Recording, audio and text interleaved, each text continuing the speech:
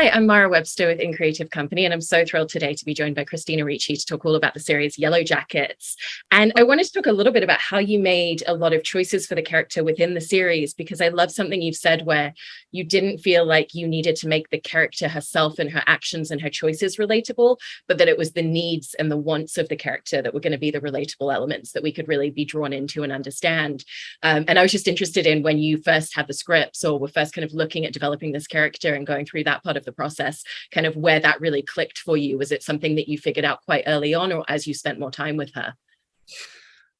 I think that for me, that's sort of how I feel about most of the characters.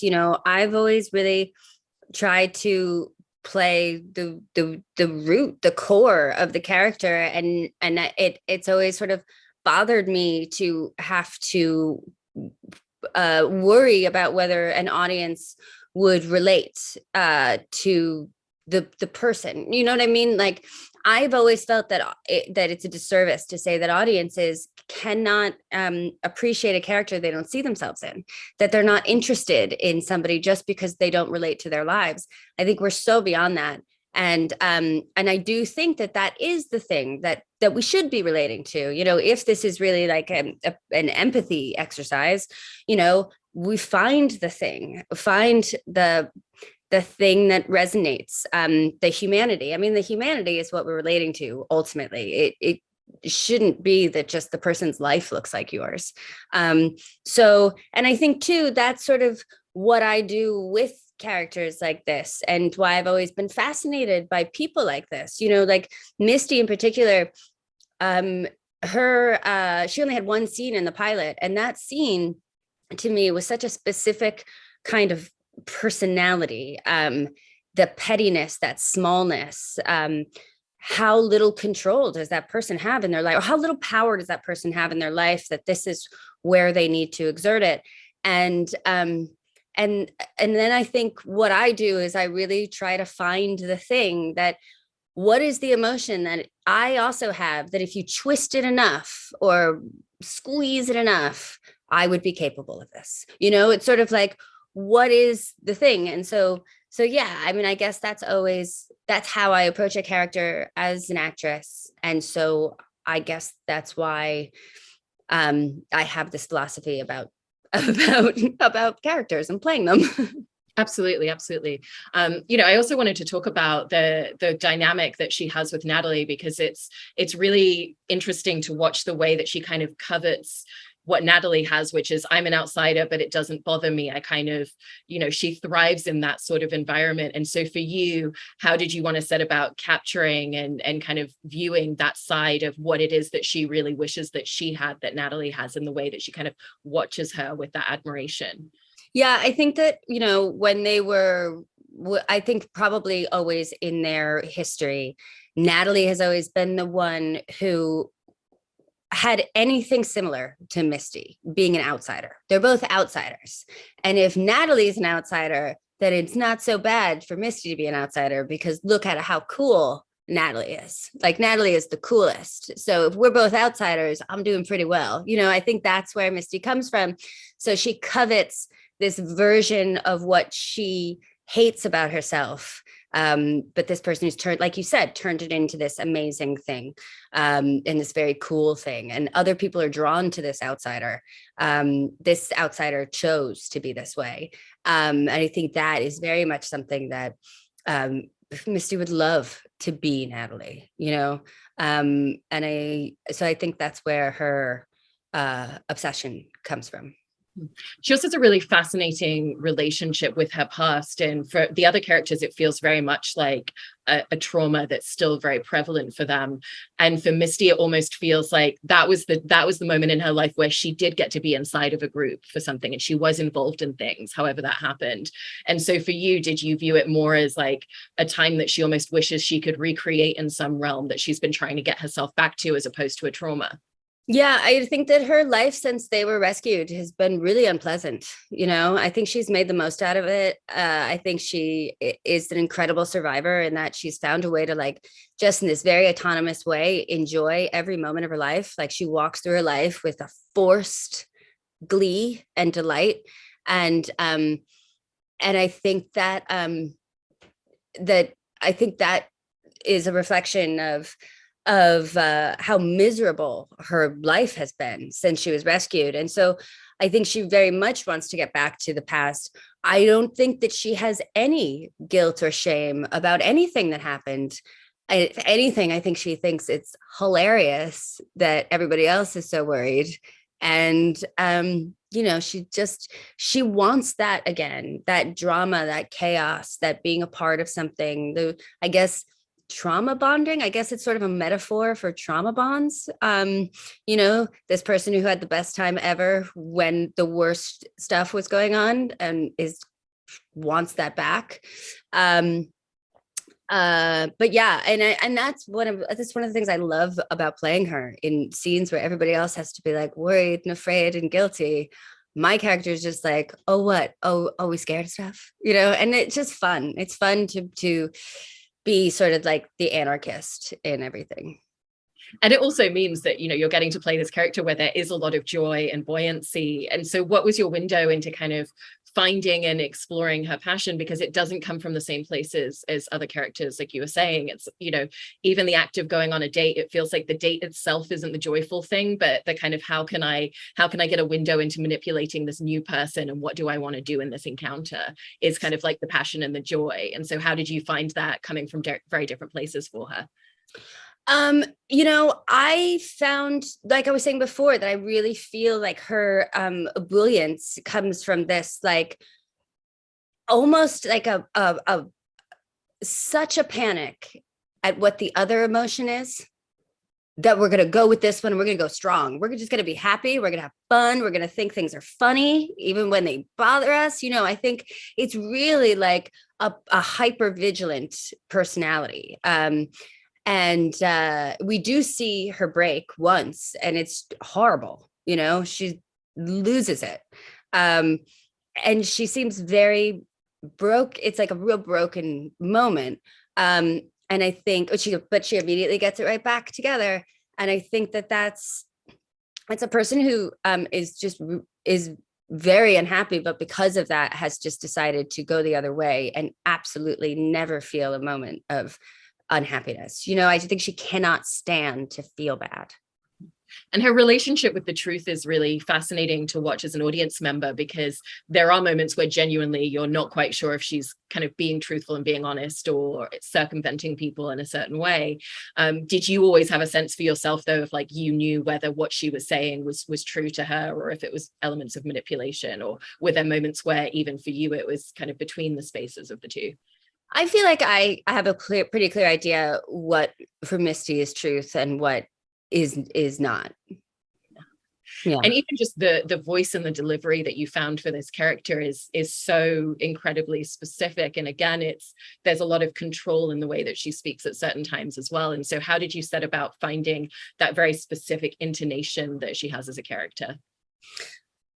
Well, I think for her, I just feel like she's so not a person whose actions and words directly align with how she's actually feeling, that I felt like everything with her should feel a little disingenuous.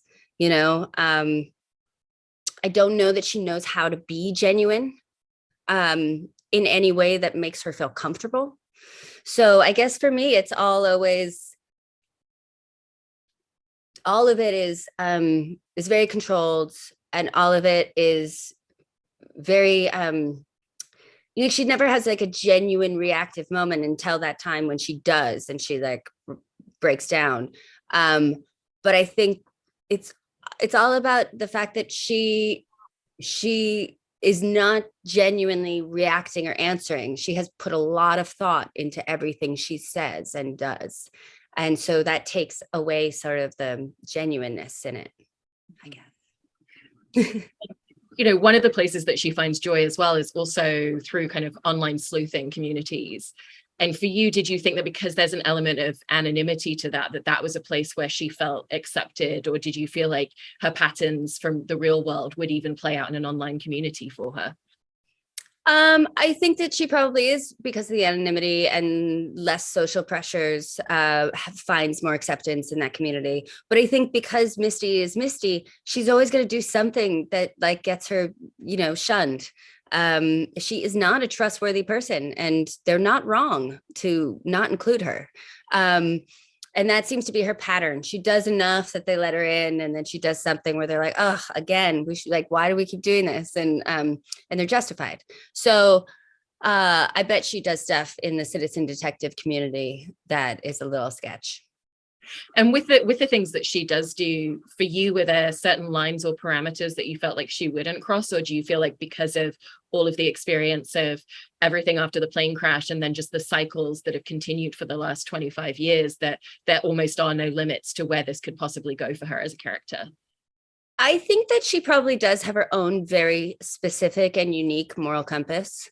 So I think there probably are things that she would never do, things that just don't feel right or don't feel justified, or but I couldn't tell you specifically right now what those are. I just know that I probably know them if I came across them, kind of thing. I also love that there's elements that are so misdirected where, she genuinely believes that she's doing good things for people, and that there is kind of an element of loyalty to it. Like, I'm going to give you a present with a hidden camera because I care about you. But then at the same time, I'll also bust in and snort your cocaine and throw it in the air so that you don't take it. She's saving her. Yeah. Yeah. So what was kind of the joy in finding a lot of the misdirects and the moments where she genuinely kind of is trying to do the right thing, but just the actions are kind of always going in the wrong direction for it? But I don't think she's ever genuinely trying to do the right thing, is the thing. I don't. I think that she wanted to get a camera into Natalie's motel room. And it wasn't about the gift. It was about, how do I get this camera in here? And then I think the idea of Natalie getting high or going back to drugs, that would mean that Misty would lose her. So it's not about making sure Natalie's okay. It's that, I finally have her. I have her. I can't lose her. So I think that generally everything that Misty does is pretty much about herself. No, that completely makes sense. And you had the opportunity after filming the first episode of the series to sit down with Samantha, who plays the younger version of Misty in the series. And from the conversations that the two of you had, what were the elements where you wanted your version and your portrayal to have certain linear connections to her performance? And what were some of the spaces where you felt like there would be kind of a separation in different details? Because obviously it is 25 years past and there's so many other things that have happened to this character in the interim. Yeah, I thought, and we both discussed this, Samantha and I, that, her character would be more just blind impulse and need. And she hadn't developed she was too young to have developed the artifice that the older Misty has. And, all of that stuff would come from just finding a way to be happy in the world. After, it's like 30 years of being squeezed, and she comes up with all this passive aggression and artifice. And Samantha was very clear about how she was going to be playing the sort of purest version, I guess, of Misty. Yeah. And it is such a rarity to be playing a character where there's so many elements of backstory that you have within the same script. And so did that shift or change anything for you in terms of character development, or not as much, just because you working in episodic, you didn't have all of the details up front in terms of the script and the arc and the present? I think the first season, from what I've heard from other people and my own experiences, is a lot about finding the show, finding the character. And so I think a lot of it was just focusing on that and trying to figure all of that stuff out. And certainly something that happened in the past in one episode, with your character, the younger version, would definitely be something that you'd give you pause if you hadn't expected it or seemed different or whatever. It definitely is something that you take in and you try to make sense of for how that would be reflected in the person you're playing in the present.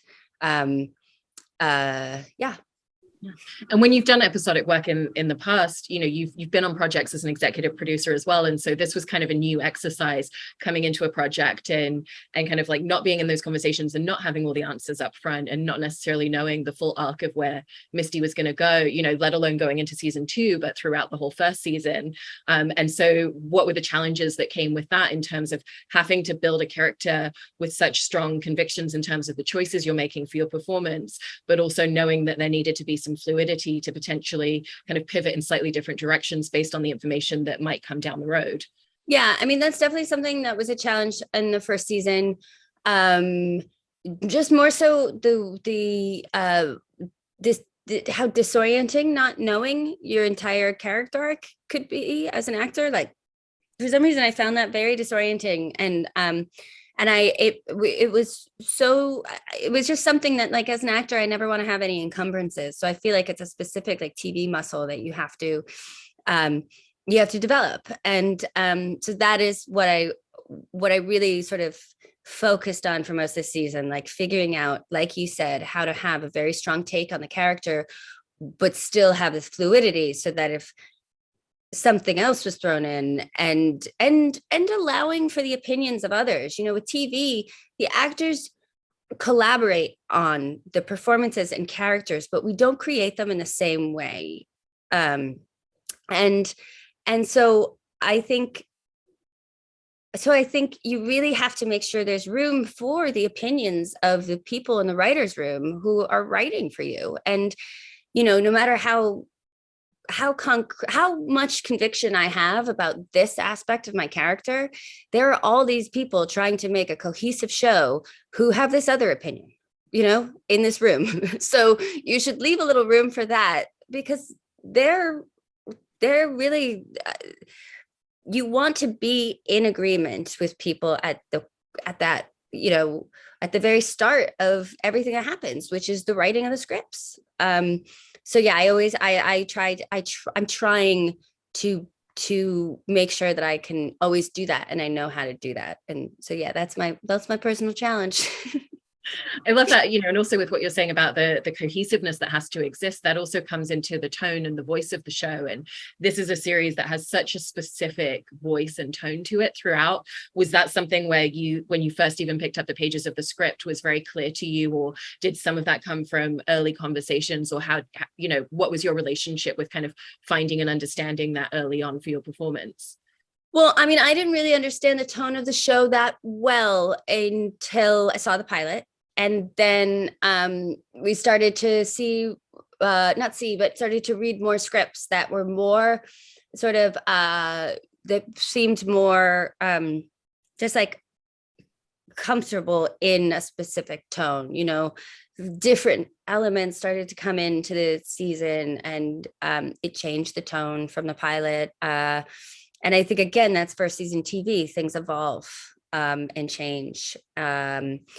And now the tone seems very specific and clear to me, but it didn't feel that way in the beginning. And so I think that's, again, like, no matter how strongly you feel about your character and your performance, you are aware that because you don't know everything, and because you're not involved in certain creative levels, you have to be flexible so that people can help mold you to fit in with the tone.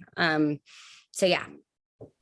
And in terms of working with the rest of the cast, you know, I've heard you mention particularly working on scenes with Juliette Lewis, that the two of you kind of work in a very similar way to one another. And I was interested in what those aspects were that you kind of shared a really common sensibility of in terms of how you would come into scenes together. Well, we have a kind of old-fashioned, you know, we do things in the traditional ways, the old sort of standards and practices on set in terms of just, you know, manners on set with your actors and a crew, and you know, we just kind of follow the old ways, us old ladies. So there's that, and then there are like little things that just from having worked for a million years you do or don't like, and we were the same about a lot of those things. And then you know, we fell into kind of like a big sister little sister dynamic almost, that I think is reflected in the show. And kind of, you know, going back to Misty a little bit more and talking about some of the very, very passive aggressive elements of her, you know, even just the specificness of the way that she uses her smile and kind of like tries to disarm people. What was your window into finding the passive aggressiveness and the way that she tries to disarm people so they don't necessarily catch it straight away all the time when they first meet her? Well, I'm a very passive aggressive person, so I used a lot of myself for that. I'm not ashamed to admit it. I am 5'2". I cannot be openly hostile. It is not physically safe for me. And how did the elements of costume and even just the wig that you were wearing, the glasses, like once you put on all of that, did that give you kind of a further understanding of the character? Because I've heard you say that even putting on the costume and the hair and the makeup, that people kind of responded differently to you once you were in costume as well. Yeah, it was really interesting.